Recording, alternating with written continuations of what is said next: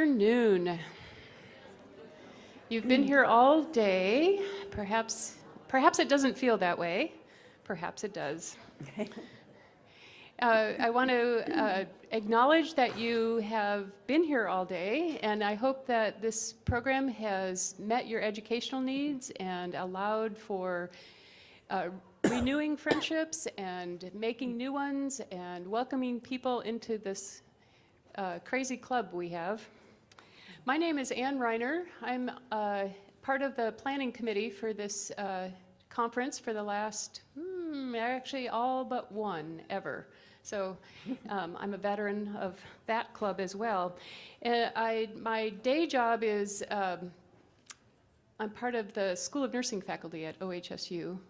My claim to fame, however, is, and I say that with quotes, is I've been an oncology nurse for 38 years. And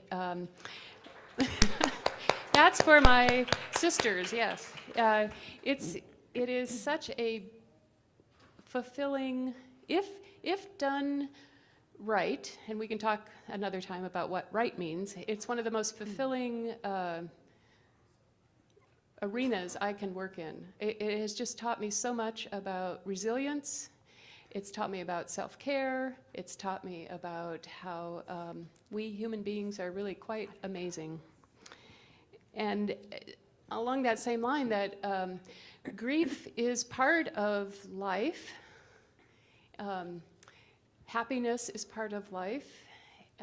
Resilience is a learned skill, and I'm kind of leading us down today. Lily taught us, our speaker in the morning taught us that humor is very much a part of life. And Susan will show you how hope is part of life as well. So it's my very special honor to introduce our final speaker, Susan Hedlund. Her official title in terms of work is the manager of the Patient and Family Services at the Knight Cancer Institute at OHSU. She's got lots of credentials in oncology social work, but what I know to be true is it's not just those of us who work with her who think she's really wonderful. Susan has many, many accolades and recognitions from her peers and colleagues, including she's published in many books and journals. She's a national speaker. She has been the president of the Association of Oncology Social Workers, and most recently received a very prestigious award for her work in palliative care, which means, my definition of palliative care means managing symptoms associated with a diagnosis. She's received the Sojourners Award from the Cambria Foundation. It's just not given to too many people. It's really quite an honor. Like other social workers, Susan recognizes the human response to this disease and treatment. And as many of you know, the cancer experience, really any illness experience, is not just about the part of the body that's broken. It is a lived experience. Many parts of our lives can be broken or stretched thin. Susan's topic today is about how to manage that brokenness or that stretch. It is about hope. So in closing, I know Susan to be a very kind, capable, smart, experienced, diplomatic, resourceful, I could go on, person, but it struck me today that like the Rose Garden, which we consider a local treasure, Susan is our local treasure. So please come and share your light.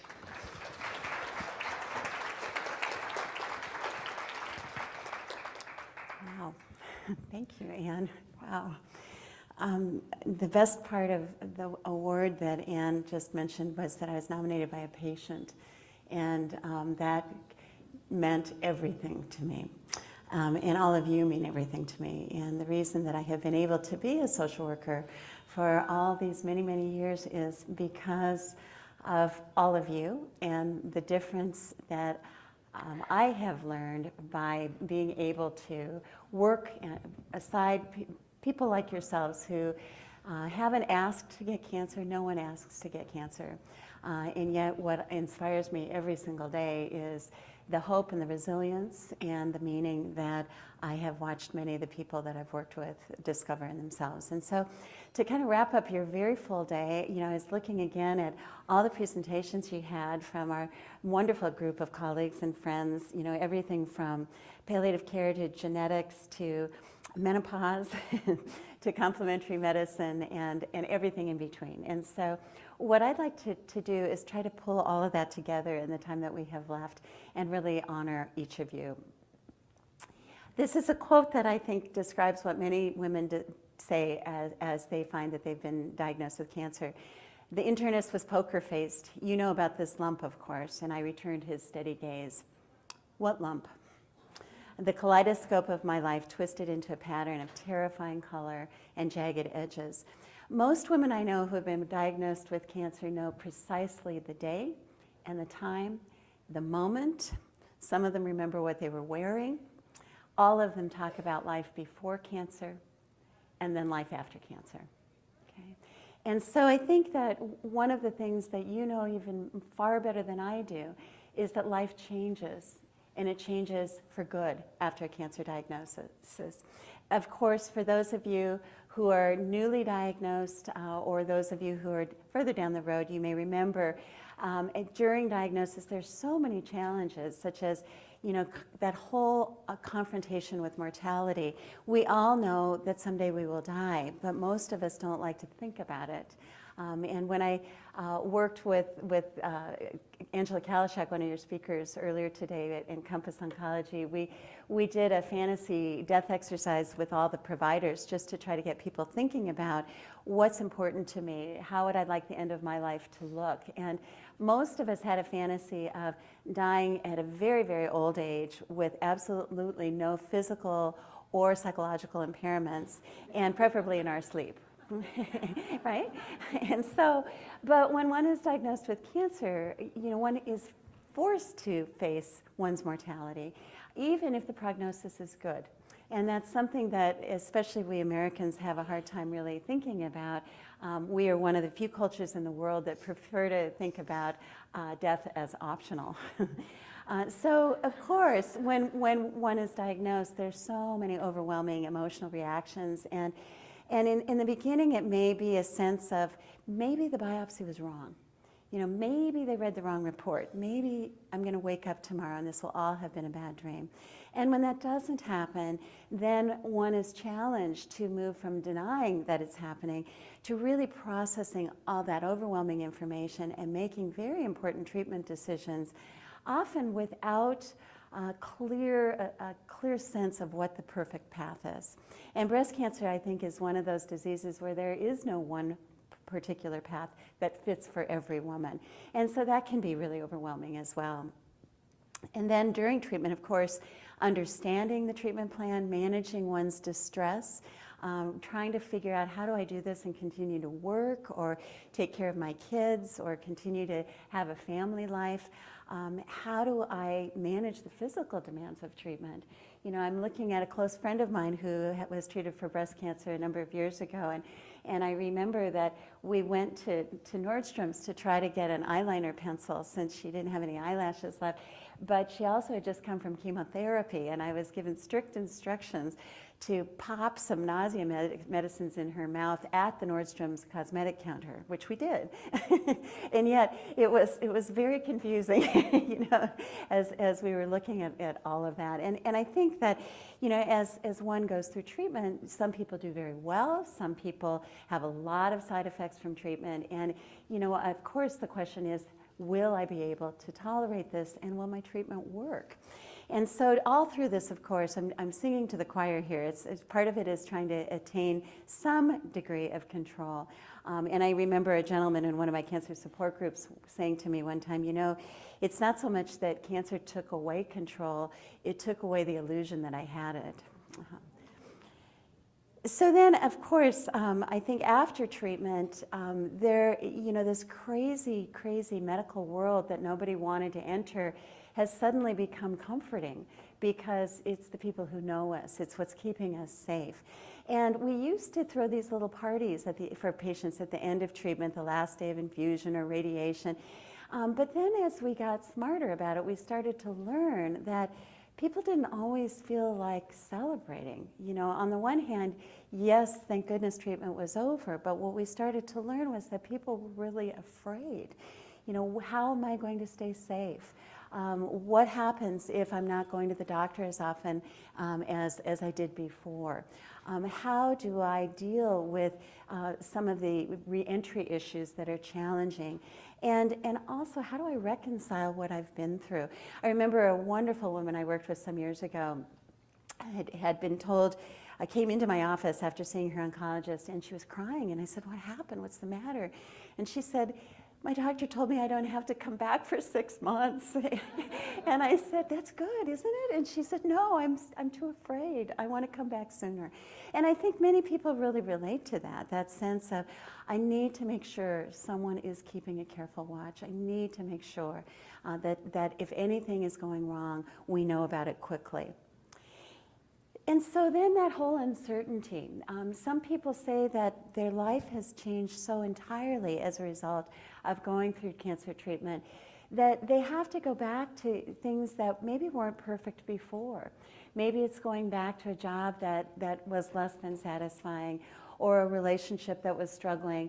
And cancer changes things. There's more urgency. If one knows one's life may be more limited, sometimes we're less willing to continue to put up with some of the things that we had just gotten used to before. How do I keep my body safe? One woman came into my office and she said, Susan, can breast cancer go to your tongue? And I said, I don't think so, but let's go check it out in case. It's that whole hypervigilance. If anybody in the room found themselves hypervigilant after treatment for breast cancer? Yeah. That whole thing of, boy, my shoulder sure hurts today. I wonder if that's related. Only to remember, my shoulder used to hurt way before this. And yet, it's confusing, especially if one didn't have many symptoms leading up to cancer. How can I trust my body to stay healthy? And sometimes I miss my medical team. Some people tell me that, especially the oncology nurses, are the people who really knew what they went through. And sometimes it's hard to go back into the rest of the world where your hair is growing back and you look good. And so there's a sense of, you're fine now, right? Anybody had that experience? And yet you may not feel fine yet. You may not have begun to put all the pieces back together.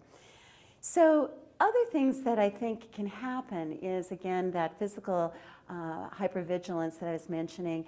And I think it's really important to honor yourself and, to pay attention to the symptoms. And if they haven't gone away for a few days, to make a call to your doctor, to not feel silly calling to say, I've got this spot on my tongue and I'm worried about it. I think it's really important to normalize to yourself that that's a normal part of recovery. But as Anne said, grief is also a part of this experience. It's normal.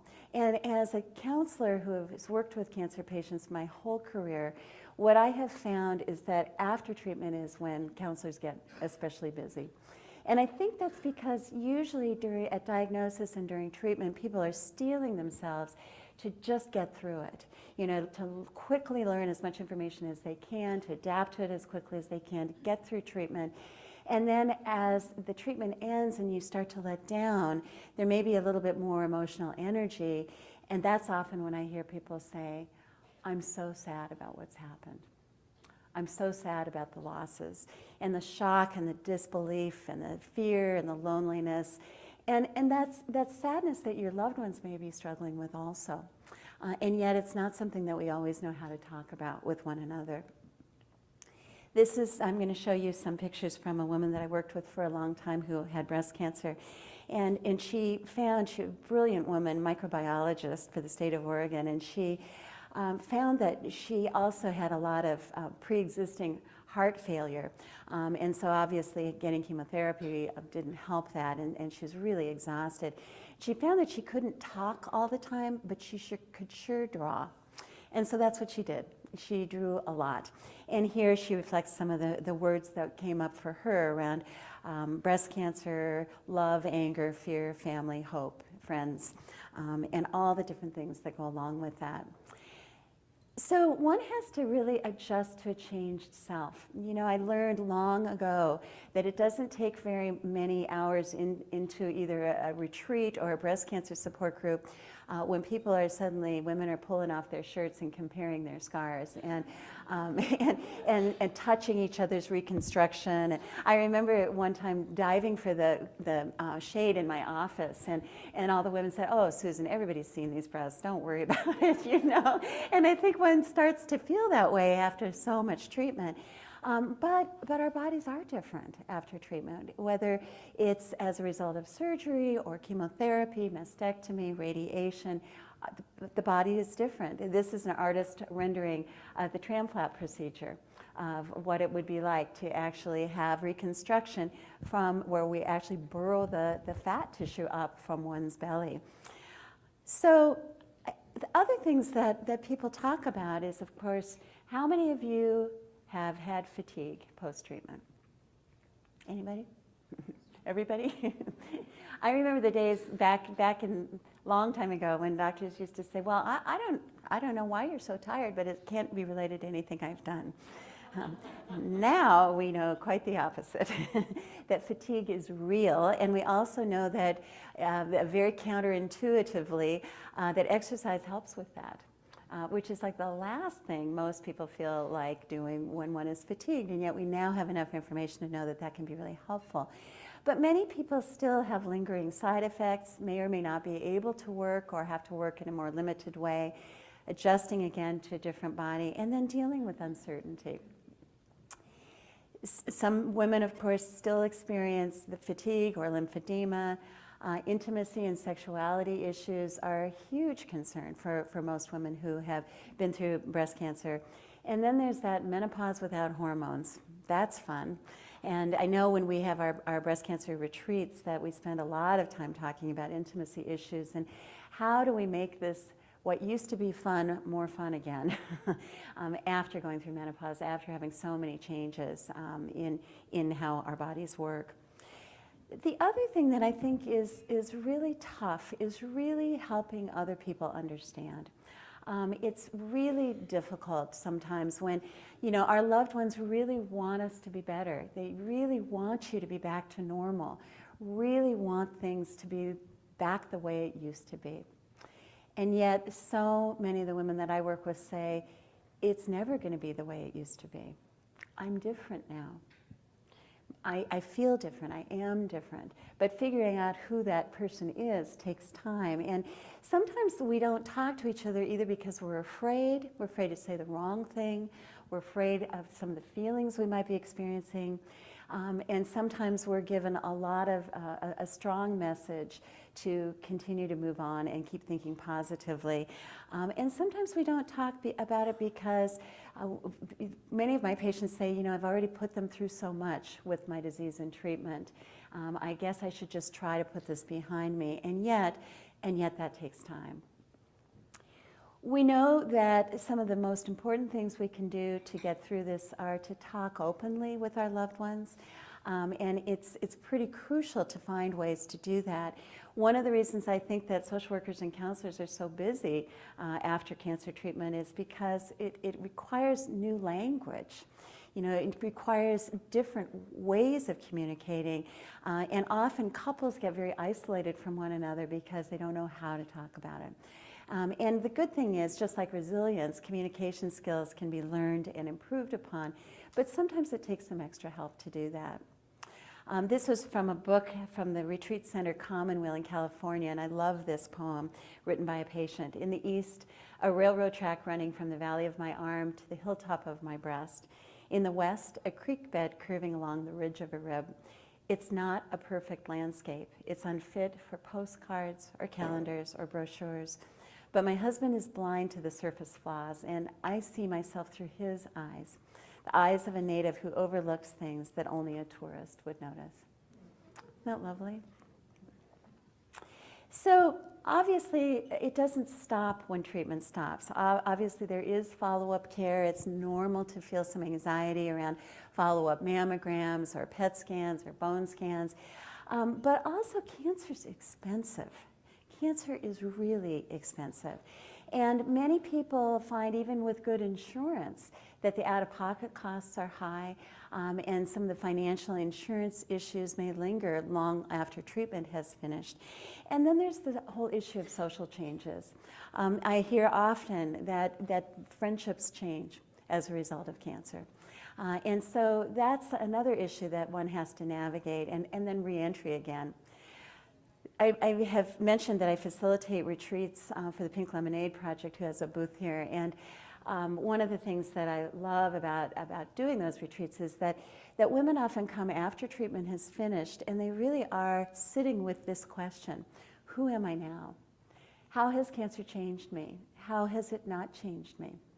You know, what's still the same? Are there any gifts here? What are the gifts in terms of new priorities? And that's what we spend the weekend really looking at. And I think that what comes from that is often a sense of, you know, on the hopeful side are things like, I am crystal clear about what's important to me.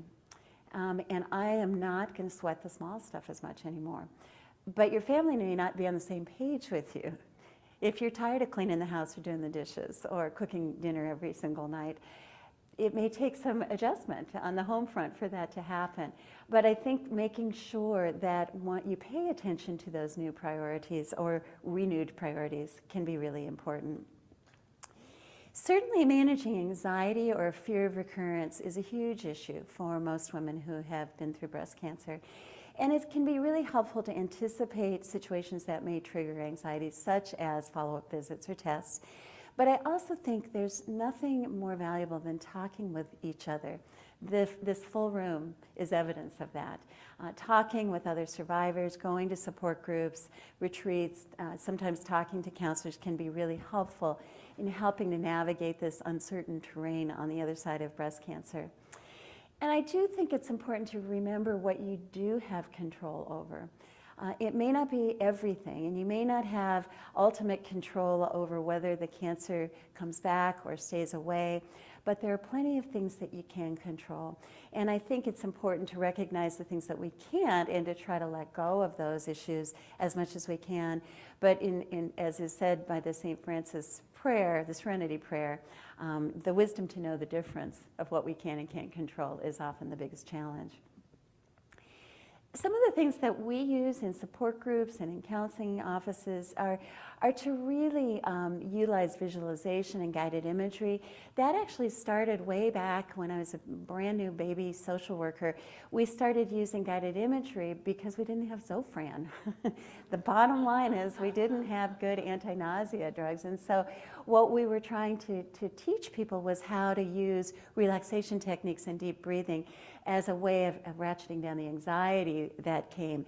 And I remember out of St. Vincent's Hospital, where I used to work, going to the parking garage and prying women out of their cars, you know, to try to come in for treatment because they were developing such anticipatory nausea before even walking in the door. And so that's how we started using it. But what we discovered, and yes, we're really glad about Zofran, but we've also discovered that this was a way of helping people self-regulate their fear and their anxiety and manage some of the stress that they were experiencing.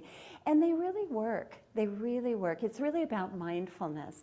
And mindfulness, simply stated, is being in the moment, really paying attention to the moment we're in. We're usually, all of us, so busy thinking about things, worrying about things, and anxiety is usually when we're either worrying about the past or worrying about the future, both of which take us out of the moment. And the moment is really all we have. And so I invite you to bring mindfulness into your daily experience. It may be when you're out walking the dog.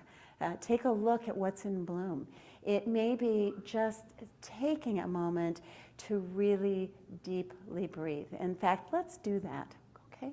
Let's take collectively a great, big, deep breath. Are you ready? Let's breathe in. Let's exhale. Oh, beautiful. At the back of the room, we've got arms going up. Beautiful. Deep in. Great. Breath out. When we're really breathing well, we use our whole diaphragm. When we're anxious, we breathe to our neck, right? And that, when we're anxious, we get a shot of adrenaline, we get cortisol, stress hormones going, all kinds of things happen. But when we breathe, and we breathe well, we feel better, right? Let's do it again, one more time.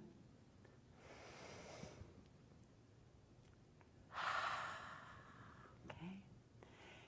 We have to do it anyway, so let's do it right, okay? And nobody has to know what you're doing. On my worst days at work, when I feel like my hair is on fire, I just stop and breathe. And one of the doctors I work with told me that we have these little flags outside the exam rooms that they flip over when they go into the room. And he told me he uses that as his mindfulness moment, that as he's walking into an exam room, he'll be flipping the flag and he'll take a deep breath and be fully centered so he can really focus on his patient, which is lovely. So other things that can help with anxiety are prayer, cognitive behavioral techniques. For any of you who are working with counseling, that can be a really helpful thing to manage anxiety. My same patient, she said that she visualized her cancer as this dragon. And remember, she was exhausted and had tremendous levels of fatigue. But she pictured herself as this little blue butterfly on its nose, and she said, I can fly around its head and drive him crazy. So it takes time to figure out what cancer means in your own life. And certainly attitude, determination, taking very good care of yourself, perhaps in a new way, is very, very helpful. We women are often caretakers. We come to the cancer experience taking care of little kids or grandchildren, partners, friends, family members, parents, and yet, where are you on the list? Cancer tells us that we have to stop and pay attention to taking care of you as well. And I think as a counselor, I try to remind people that that's not selfish. It's trying to figure out how to have enough self-love to really take care of yourself. It's the gift that we can take away from this. And sometimes we need help to do that. But we have to figure out how we're going to get there. In those deep, dark moments of fear, in the middle of the night when everybody else is asleep and you wake up with all those scary thoughts going through your head, we have to find a way to think about, who am I, what am I, and how will I get through this? Hope is something I've really been fascinated with my whole career, because I have watched people in seemingly desperate situations somehow find a way to hold on to hope. And that has always amazed me. Webster defines hope as cherishing a desire as with expectation or fulfillment, attainment, and conversely, hopeless as having no expectation of good or success, or despairing. And certainly most people who have walked through the cancer experience have had at least a few moments of despair as they've tried to come to terms with all of it. The question is, does hope make a difference in how well and how long one survives? And how can we use hope as a way of managing the cancer experience? What we know is that hope is a vital component of life. It's an important factor that plays a therapeutic role in the coping process, and that hope is a key concept in the adaptation to any stressful event. I hope that I can get through this. I hope that my family will be strong enough through this. I hope that some of my relationships may heal as a result of this. We also know that hope is dynamic. It doesn't stay static. It changes over time. And what we hope for may also change. And Gerald Groopman wrote a wonderful book. He's an oncologist. He wrote a book called The Anatomy of Hope. And it's what he learned from his patients with regards to hope, because he found himself not being as hopeful as some of his patients were at times, and he was fascinated by that and proven wrong many times as the patient's outcome was different than what he was anticipating. So he wrote this wonderful book that I would really encourage you to take a look at. But he also talks about the difference between hope and optimism. How many of you, through your cancer experience, have been told to think positively? Anybody? Everybody. Everybody. So, how's that work for you?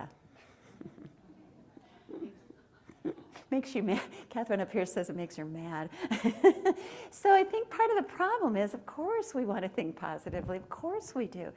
But I think it's not realistic to have a cancer diagnosis and spend 100% of one's time thinking positively. We know too many scary stories. We may have known people who haven't survived. Maybe people in our support groups or our support systems. I think it's unrealistic to think that we can think positively all the time.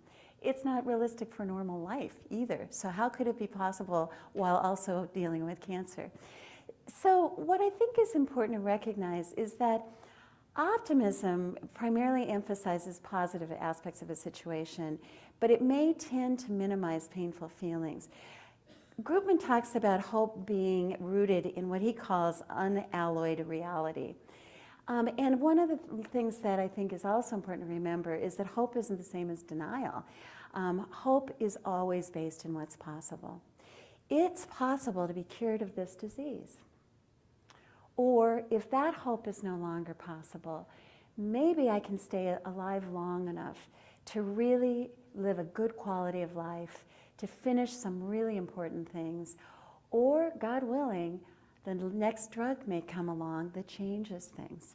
I was working at OHSU when Brian Drucker discovered Gleevec, which kind of knocked everybody on their heads. And it was this dizzying, exhilarating time because it took a disease that previously had been considered always fatal and turned it into a chronic illness.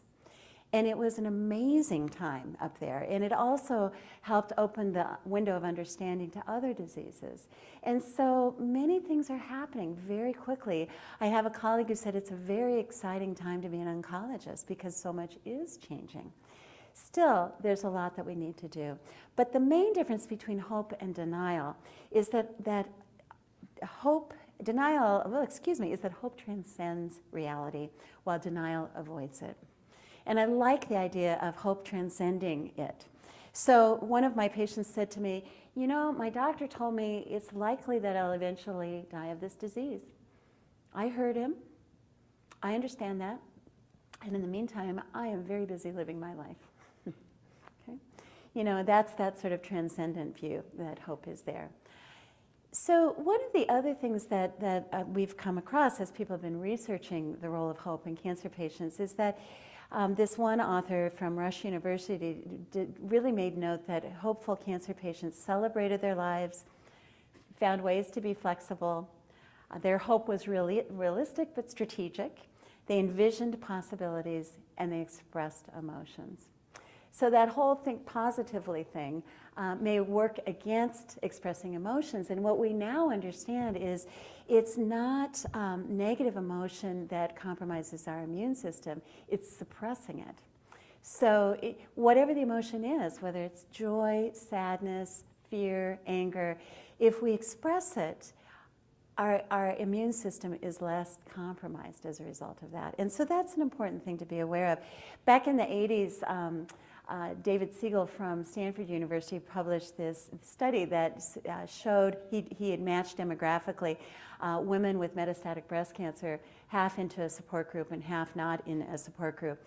And what he was kind of speculating was that the women in the support group would report higher quality of life. But what shocked everybody was that those women also lived, again, women with metastatic disease in the 80s, also lived an average of 18 months longer than the women who weren't in the support group. And I can tell you suddenly support groups were very full. People were flying through the door saying, I don't really believe in support groups, but I read this study and I'm here. Can't hurt, might help. What we've since learned is that while I think this kind of affiliation in support groups and retreats and knowing others walking the journey is incredibly important, what we have now learned is it's not so much a cancer specific support group that makes the difference. It's having good social support. So that can happen in church communities, it can happen in families, it can happen with these wonderful, wonderful friends who sit in the infusion area while you're getting chemo. If you have good support, that will help. And that's an important thing to be aware of. But other sources of hope are family, perhaps it's our spiritual perspectives, friends, a sense of self. Sometimes healthcare providers can be a source of hope. Our jobs, perhaps, can be a source of hope. Our pets. Yesterday I had a cat in my office half the day while her mom was getting treatment, and nobody knew what to do with her, and so she was in my office with me. And I can tell you from knowing a little bit about this patient that that cat is her lifeline. And it's hugely important to her. I will say it was pretty funny having doctors and nurses walk by and say, did I hear a meow? Other, I think, sources of hope are survivor stories. How many of you have heard these wonderful, wonderful stories from other breast cancer survivors that have inspired you? That maybe are a little farther along the journey than you are, and you think to yourself, if I could be like that, if I can do as well as she is in 6 months, I'm good to go. Or, as I mentioned, some of the scientific breakthroughs that can give us great hope. The shift to chronic illness. I remember, I'm looking at you, Catherine, when we started a group for women who had advanced diseases. And we didn't want to start that group because we had done it before and everybody died. That's not happening anymore in the same way. It's amazing. The statistics of survival have reversed themselves since 30 years ago when I was a new oncology social worker. And that's enough right there to be hopeful about. Also, the changing statistics in survival, again, we have almost 14 million people living with cancer in the United States that are considered cancer survivors. Almost 20% have survived more than 20 years. 66% will live more than 5, 77% will live at least 10, and there will be an estimated 20 million cancer survivors by the year 2020. That was not true 30 years ago. That's a huge reason to be hopeful right there. So, how do we hold on to hope? How do we create it for ourselves? Sometimes it's useful to write a hope list. Many of you may already be writing gratitude lists. Many of the patients I work with have started that process of every day writing down something they're grateful for. Add something you're hopeful about, or write down the hopeful things that people have said to you that are meaningful. And it may be that it's things like that your treatment will have the best possible outcome. It may be time to attain a cherished goal, or the hope that you get to share what matters the most. The hope for rare and extraordinary healing. Groupman gives several examples of that in his book. Finding a hope role model, as I mentioned, being in a mindfulness place can really help. Opening up and talking about it. And being flexible. I think that's, again, trying to identify what we do and don't have control over and trying to be as adaptable as we can. And I think it's important to let somebody carry hope with and for you on the days when you're not having it for yourself. So, for example, I many times over the years have said to patients of mine, can I carry the hope for you this week? If they've told me that they're feeling particularly hopeless. And I don't know why it works, but it seems to make a difference, that we're not alone in this. That I'm having to dig really deep to feel hopeful this week, but you know what, I've got people on my team that are really rooting for me. Take a walk at the Race for the Cure and look at these teams, these armies of people supporting each other, which is so inspiring in and of itself. Here's something that was in the Coping magazine a few years ago, and I liked it. The 10 unwritten rules of the club being this club you never ever wanted to join. That cancer isn't necessarily a death sentence. You are not alone, as is evidenced in this wonderful room today. Don't ask why. I mean, you might sometimes, but don't stay there. Move on to what now, okay? Medical statistics are for doctors, not survivors. with all due respect to the physicians in the audience. Your doctor is not the final judge, again, with all due respect to the physicians in the audience. Knowledge is stronger than fear. Cancer isn't as fatal as the loss of hope. I love this one. Cancer doesn't build character, it reveals it. How many of you have discovered things about yourselves that you didn't even know were possible? Yeah. Strength that you didn't know you had. Love that you didn't know was surrounding you all along. I love this one. If you wake up breathing, it's a good day. One of my patients, who is very funny, said, "It's a good day if I'm on this side of the lawn." And sometimes you just have to laugh. Sometimes you do. A very beloved longtime patient of mine was one of the funniest people I knew, and she had this whole one-woman act on all the things she could do with the breast prosthesis. Now, only she could have carried that off, or maybe some of you, but she was hilarious, and she had this whole one-woman show around, well, you know, I went to yoga because they said it was a good idea to go to yoga, but then my prosthesis fell out, and that was awkward. And then she said, and it fell out when I was at the beach, and my dog ran off with it. And my all-time favorite was, as she was getting ready for bed, her husband said, you know, come on, honey, don't take so long in the bathroom. And she tossed the prosthesis to him and said, get started without me. I'll be there soon.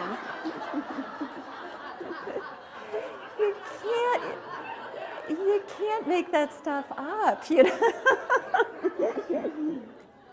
Those of you who have prosthesis might want to try that at home. So, as she taught me over and over again, sometimes you just have to laugh. And ask, argue, and advocate for yourself over and over again. So, learning to hope, it takes a lot of different avenues. It may be acquiring more information. It may be identifying what you have control over. Maybe a return to your faith, or developing new faith or stronger faith. Setting priorities, finding a sense of purpose. All are ways of getting in touch with your hope. Hope means more than cure. We certainly want cure, and we very much hope for it. But it also means accepting the reality of any situation and trying to focus on the redeeming aspects of it. To hope is to look for positive things along the way.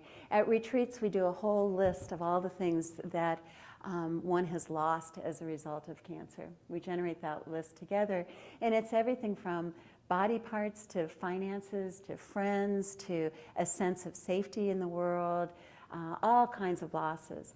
But then we sort of gradually shift into, have there been any gifts? And in the mental health field, we talk about crisis intervention. And in Chinese, the word for crisis are actually two symbols. The symbols for crisis are two. One means danger, and one means opportunity. And I would suggest in the cancer experience, we certainly know what all the dangers are. There are plenty of them. But is there any opportunity? Because in the mental health field, we're looking for building resilience in the midst of despair. And resilience is something that we build on as a result of being exposed to difficulty. So trying to figure out what's on the gift list. Is there anything? We certainly know there's a lot on those losses lists. But on the gifts list, what surprises me is always you see new friends showing up. You see new perspective and priorities. You see people in your life that you sure didn't expect were going to be there. And some other things about discovering your own sense of self and your own sense of resilience. So really figuring out what truly matters for you and making it a priority. Really discovering what gives your life meaning. Discovering your own personal truth. And remembering you are so much more than this disease. In support groups, we tell our cancer stories. At retreats, I intentionally start the retreat by asking us to tell the group who you are. Not to tell the cancer story. That comes out, of course. But who are you? I'm a mother, I'm a sister, I'm a friend, I'm a colleague, I'm a social worker, I'm a daughter. All the things that you are, that make up your whole life beyond cancer. Finding strategies that work for you, remembering you do not have to do this alone, that hope and help are available to you. And I also think it's important to remember that hope doesn't necessarily mean overcoming fear. It means feeling the presence of life, even while you are afraid. Feel the fear and do it anyway, is one of the expressions that comes to mind. So we know that hopeful patients are more likely to take very active steps in their well-being. They're conscientious about treatment, they take control of their own care, they contribute to the management of their health and disease. There are lots and lots of wonderful resources available in Portland specifically. I'm so grateful for that. You heard Angie Rademacher talk about acupuncture and how valuable that can be in helping, you know, retain the balance in one's life.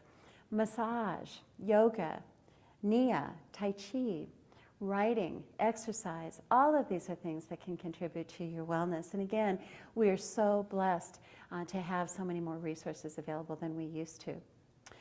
But I would remind you that finding meaning takes time. It doesn't happen all at once. And today's meaning may give way to a different meaning in a month or a year from now. So seeking support, I really encourage you to either go to a support group or be part of a peer program. Sometimes go to counseling can be helpful too. But being your own best advocate can give you some sense of control back, keeping your medical diaries, bringing someone with you to your appointments, seeking information, asking questions, and by all means, adequately reporting any symptoms that you're having, or accurately, rather, reporting any symptoms you're having. Sometimes our patients come to our clinics with their best faces on, and that's really lovely, but we also need to know what's really going on so we can be more helpful. I think I would be remiss if I didn't talk a little bit about some of the warning signs emotionally if one is starting to become depressed as a result of a reaction to being diagnosed with cancer. It's absolutely normal to experience distress, and we've landed on that term because it's a little less stigmatizing than some of the other terms that are out there. We expect people to be distressed. But it's also important to recognize when that distress is maybe becoming a problem. We know that about 30% of people with cancer experience anxiety. We may have had a pre-existing experience with anxiety before cancer, and cancer certainly doesn't make that go away. And so it's important to remember that anxiety is manageable through counseling, medications, reassurance, and some of those mindfulness techniques I was mentioning. But we also know that about 20% of all people treated for cancer experience what we consider to be clinical depression. And we don't always recognize that in our medical clinics. And so it's important to be mindful of what the symptoms are. However, let me show you what the five or more of the following symptoms are to meet a diagnosis of clinical depression. A depressed mood most of the day for most days, a diminished interest or loss in pleasure. What about these latter ones? Weight gain or loss, sleep disturbances, fatigue, recurrent thoughts of death.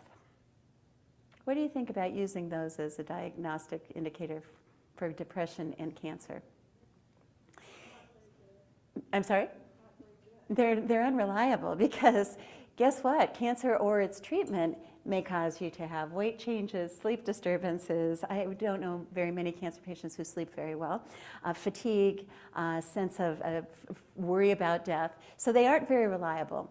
But what is reliable is the question, are there still things that you enjoy? That's a very reliable question. Even people who have a lot of fatigue and change in sleep and appetite can come to a place of having things that they still enjoy. I love seeing my grandchildren. I love, being able to walk my dog, whatever it is. And that's a really important one. I had a woman that I worked with some years ago whose husband underwent a bone marrow transplant, and she had discovered that she was pregnant shortly after his diagnosis with their first child. And this beautiful little girl that came into the world, and she would come to her mom's counseling sessions with her, which gave me great joy because she would sit in my office too, and that was lovely. But one day Mom came in and there was something different. And the thing that she told me was that she didn't even enjoy playing with her little girl anymore. And that was a huge red flag because I knew how adored this little child was. And that was a huge red flag that she was depressed. And so we quickly got her into treatment for depression, got her started on an antidepressant. And so it's really, it's normal to go in and out of some periods of feeling sad or feeling blue. But if there are no longer things that bring you any joy at all, then you might talk to your healthcare provider about it, because depression is really treatable most times with a combination of counseling, support, medication. And again, we may not recognize it and we may not ask you the question. I spent a few years trying to get our oncologists at OHSU to assess for depression, and I remember one day one of the doctors came in and he said, "Okay, Susan, I asked the question. I asked if she was depressed." And I said, "That's great." And I said, "What happened?" And he said, "She's crying. Go talk to her." I said, "Okay." Which, by the way, is the most reliable question that a healthcare provider can ask to assess for depression is, are you depressed? And most of the time people can tell you if they are or not. But coping is a process. As I mentioned, finding meaning takes time, but coping is a process. And reclaiming your life takes time. You have been through a very, very difficult and life-changing experience, but you have the right to be hopeful. Try to be patient as you integrate what you've been through. And in time, you may find that you have a new appreciation for life. This was created by one of our patients for a bone marrow transplant reunion. And I would suggest that many patients that I've worked with have said this very thing. Some days you feel so alive.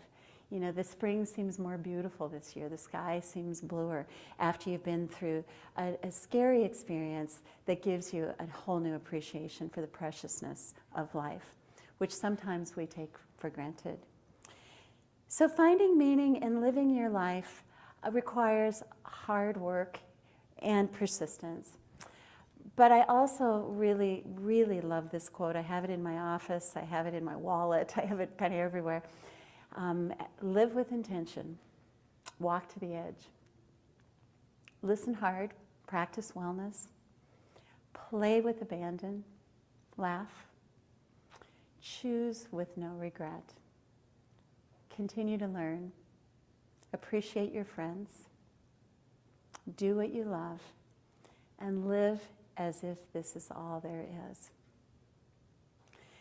One of the only gifts that I can think of for the cancer experience is it reminds us of how precious life is. None of us know how long we have. It may not be cancer that gets us in the end, but someday we won't be on this earth. Today is what we have. Living it, celebrating it, embracing it is, I think, one of the most important things we can remind ourselves of each day.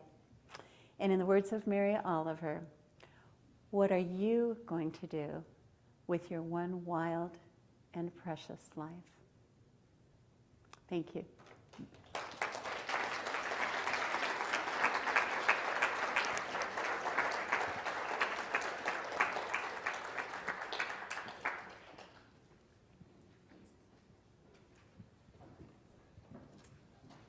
Thank you so much, everyone.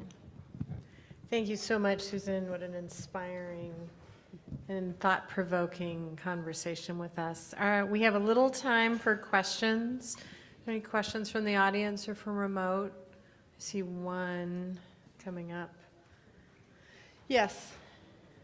I don't mean to point out a mistake, but how could more people live 10 years than 5 years? Numbers seem to be off somehow. You know, I got that directly off the National Cancer Institute website, so I think I better go back and look at that. So, thank you. 6% lived 5 years. 5 years. 77% lived 10 years. And what I'm thinking that probably is referring to is a difference in disease types. And so I need to go back and look at that because I saw it myself when I was going through the slide, and I apologize for so that. the question was the statistics and Yeah. clarify that. Here's a question from one of our remote sites. What is the title of the book and author, Hope versus Optimism? The title of the book is Anatomy of Hope by Gerald Groopman, Jerome Groopman, Groopman, and he's a medical oncologist. And a wonderful book. I have that on my bookshelf. So other questions from the group? Am I seeing any? I don't. Way in the back. Yes, I'm going to address that in closing comments. Perfect question. Almost a segue to the end. Was there one more question? Yes. When you were talking about Tai Chi and meditation and stuff like that, there was one that I was not familiar with, Nia, and that is a gentle dance movement. Legacy Good Samaritan offers Nia classes, and the women that I know that attend it love it. Yeah. Great, thank you. And thank you again for making time today. Just a few comments in closing. I want to thank you, of course, Susan, for a wonderful, inspiring session. And